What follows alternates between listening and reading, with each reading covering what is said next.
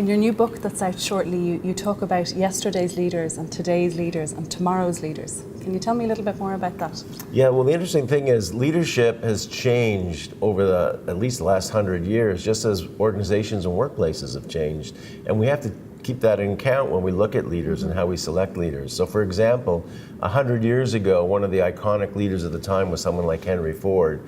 And if we try and describe a signature strength of his, it was his steadfastness. You know, you could get any color car you want as long as it was black, and he would never retreat from that.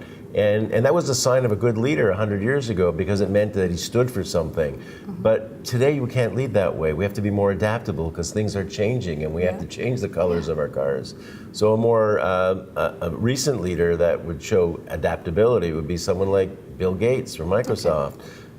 That's the kind of change and adaptability that he showed, for example, when the internet came to be, that we need today. In terms of the future, where we're seeing leadership going is a new signature strength that leaders will need, and that's going to be social responsibility.